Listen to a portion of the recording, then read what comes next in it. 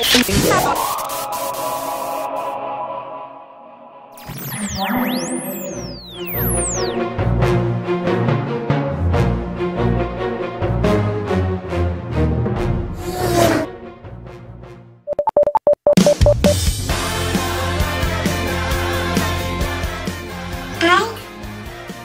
po pala kayo. May kwento po ako sa inyo. Alam niyo po ba na gusto ko nang lumaki? Lumaki ng lumaki. Para makita ko na ang kaibigan tulad niya. Huwag ka nang umiyak. Ay, minsan po, ang tuging, parang ako. Minsan po, hindi lang maintindihan. O kaya, minsan, nakikipaglaro tulad ng hulaga. Ay, be pala ako. Be. Be. Ayan, dahil be po ako, pwede bang isang tugudong dyan? Tapos after niyan, magiging mas masaya pa kami. Parang ganito. Pero kapag nakita naman ng crush, ay naku, sobrang saya lalo. Ay, naku. Kapag dumating naman ang busy days at mag-i-edit ng video na tulad nito, ayan, sabi-sabing buhay muna. Pero kapag nag-board na, tara, Dota tayo. Pero kapag natalo, ay, sayang. Pero luck next time.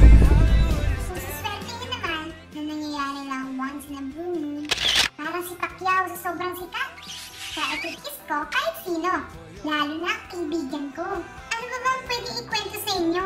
Naubusan na ako ng ink. Aha! Madaldal siya.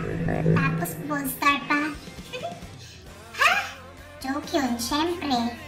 O sige na, pagod na ako. Paalam!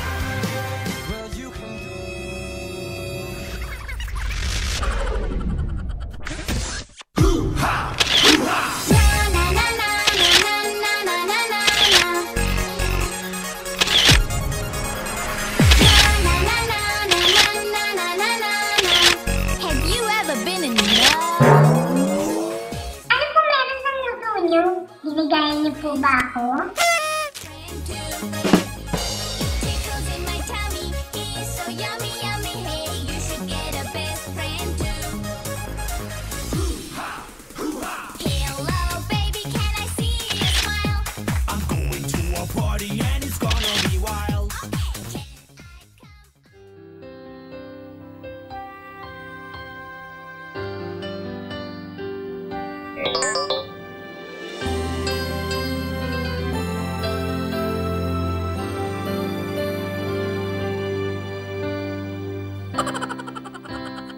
Every now and then we find a special friend who never lets us down, who understands it all, reaches out each time we fall. You're the best friend that I found.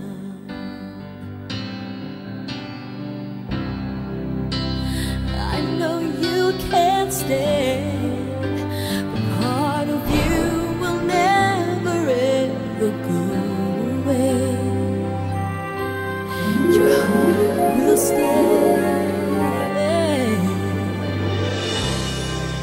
I'll make a wish for you and hope it will come true.